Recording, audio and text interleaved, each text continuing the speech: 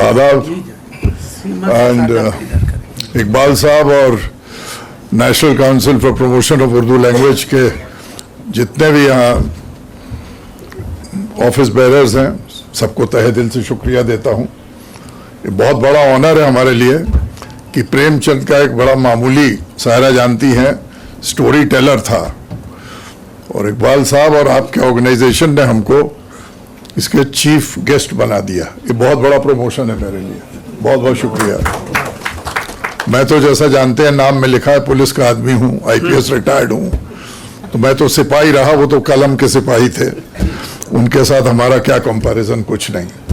बहरहाल मौका मिला है बोलने के लिए और अभी शहजाद साहब ने बहुत अच्छा बोला, सायरा सभी ने, प्रेमचंद के वो एक गजब की शख्सियत थे जिनका रेंज जो था वो बिल्कुल स्क्रैच से लेके ऊपर तक था।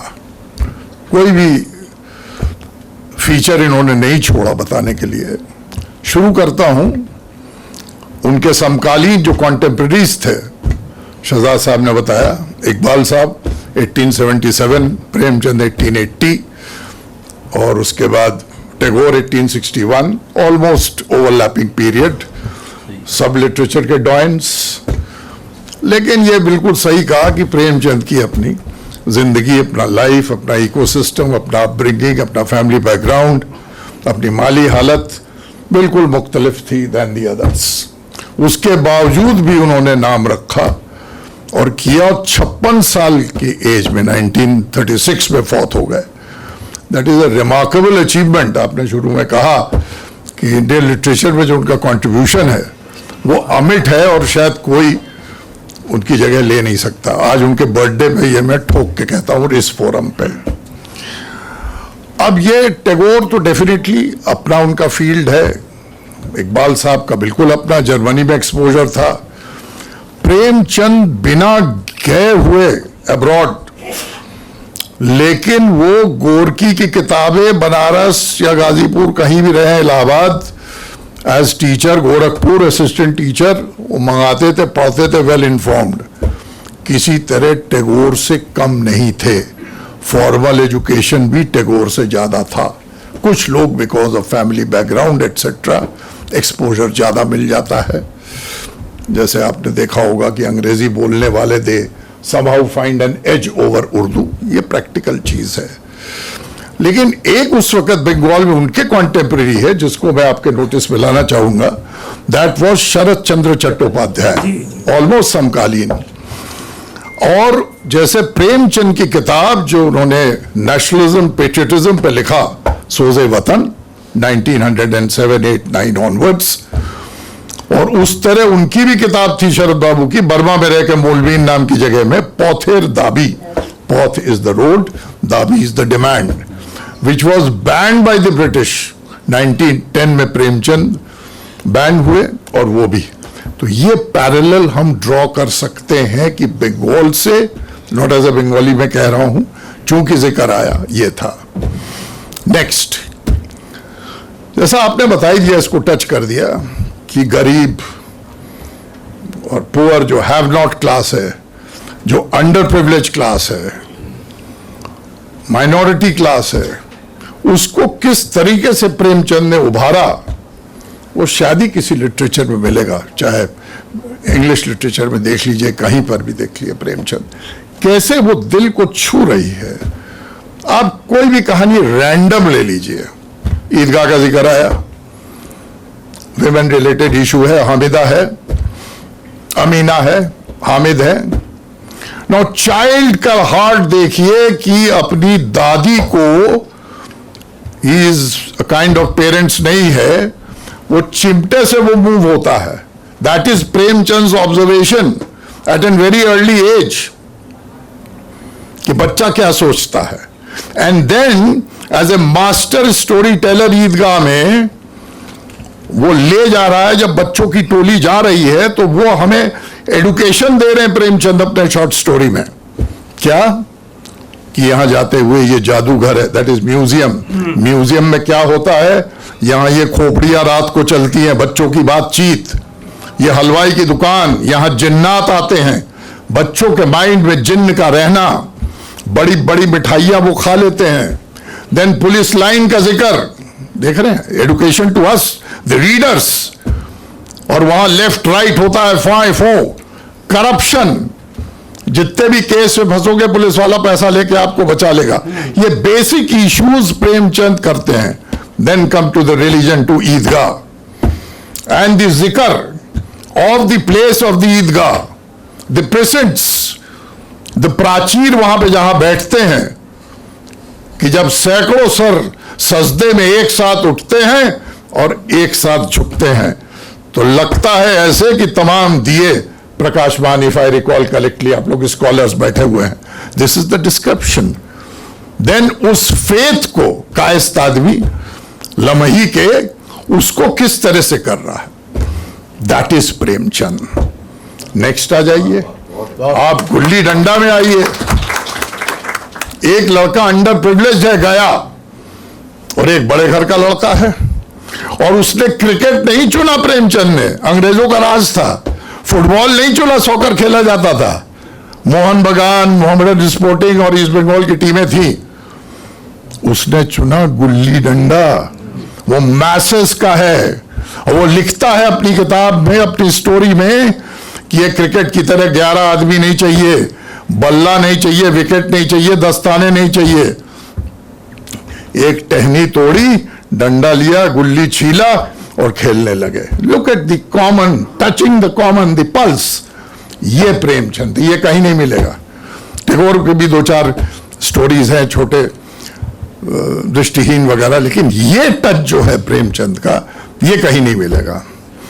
देन द गैप को कैसे नैरो करता है वो जो अंडर प्रिविलेज है गया, लो कास्ट का, वो अच्छा प्लेयर था, वो अपर कास्ट को हरा देता है। समाज वो नहीं चाहता।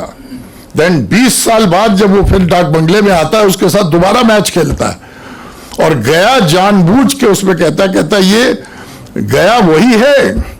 और लिखते हैं प्रेमचंद कि वो क्या चपल था, गुल्ली जब निकलती थी हाथ में उसके ऐसे चिपकती थी जैसे छिपकली पकड़ लिया हो। These are the descriptions. अब कब गुल्ली डंडा उन्होंने देखा होगा प्रेमचंद ने, this is the imagination. Other thing देखिए आप उनका विमेन रिलेटेड में, मॉडर्न मिस पद्मा या और कैरेक्टर्स देख लीजिए, किसी पे भी निर्मला का जिक्र आ गया इसमें, the women characters, then again I will compare with Sharad Babu, निष्कृति, Parineeta etc. और उसमें किस खूबसूरती से वो women के जो डिस्ट्रेस थे, और उस वक्त लिखा, he was ahead of his times, much ahead, maybe century, 2 centuries ago. वो विजनरी थे, he could see what was coming, जो सोसाइटी को दान दिया, ये किया। अनदर चीज आप आइए उसके फ्रीडम मूवमेंट में, पेट्रियोटिज्म में। इन्होंने 1907-8 से लिखना शुरू किया, गांधी आए 1915 में, नॉन कोऑपरेशन मूवमेंट हुआ, 21 civil disobedience, 31, then quit India तक ये जिंदा नहीं रहे। लेकिन गांधीयन कास्टलेस सोसाइटी, ये उनका था। अभी आपने शाहिद साहब ने जिक्र किया कि किरदारों के अंदर जिक्र करते हुए कि मुस्लिम कैरेक्टर्स थे। जुलूस देख लीजिए, the character is Ibrahim and he laid down his life for the country, by whom, by lathi charge. और पुलिस वाला जो है वो डिप्टी एसपी बनने के चक्कर में अंग्रेजों को खुश करने के लिए लाठी चलाता है। मतलब चापलूसी and bribery and sycophancy boot licking तब था, लेकिन एक टीचर प्रेमचंद, इतना पेनिट्रेशन था ह्यूमन माइंड, साइकी, और उनके उसमें की उभार के ला रहा है। he could have named very easily some other person, he could have named Harish or Meera or anybody, but he chose to be Ibrahim to give a message to the world that they are also in the forefront of the freedom movement. आज से 15 साल बाद independence day है। Unfortunately, the children are not aware. और I am thankful कि आपने ये organise कराया. This is an opportunity to air the views. This is just one example. इसमें है कि पेट्रोटिज्म के ऊपर है, तो तमाम है. And then coming down heavily on those nawabs at the same time, जो बिल्कुल अपने, जिस वो लिखते हैं शतरंज के खिलाड़ी में कि लखनऊ विलासिता में डूबा हुआ था, लग्जरी लाइफ में. वाजिद अली शाह 1856 और उससे पहले. And how they lose Awadh शतरंज खेल रहे हैं. सत्यजीत रे वॉज सो मूव्ड, जो इनके डेथ के 15 साल पहले पैदा हुए थे, छोटे थे लेकिन पढ़ लिया तो उनके फादर ने पढ़वाया था. उन्होंने पिक्चर बनाई 1977 में, शतरंज आपने देखी होगी. पूरी चीजें उसमें आ गई. और लास्ट लाइन में यह कह रहा है प्रेमचंद कि उन्होंने अपने प्यादे और दूसरे मोहरों के लिए एक दूसरे की, मीर साहब और उनमें जान ले ली, लेकिन जो उनका स्टेट चला गया, उनका कंट्री चला गया, उसके लिए किसी ने नहीं जान न्यौछावर किया. This is Premchand. This is the message he wanted to give कि आप लग्जरी में मत लीजिए. वतन आपका, कंट्री आपका, आपके नैरो इंटरेस्ट, इकोनॉमिक इंटरेस्ट, आपकी लग्जरी, आपकी अच्छी विलासिता से कहीं ऊपर है. एंड सिमिलरली अभी आपने बड़े घर की बेटी का बताया, बड़े भाई साहब, तमाम है. Another point, if I am not taking much time, अहंकार पे बेसिक इशू है. जैसे एक दूसरे से आदमी जलता है. कबीर वगैरह जो सूफी सेंट से सबने लिखा है कि ये जो है अहंकार और जलन एक दूसरे पे नहीं होना चाहिए, किसी पे नहीं. तो आदमी को अपने औकात में रहना चाहिए, not exceeding. This is a very good story by him. नशा सॉरी नशा में एक स्टूडेंट है, उसका एक बड़ा एफ्लुएंट रिच फ्रेंड है. वो छुट्टियों में उसके घर में जाता है and he spends time with him.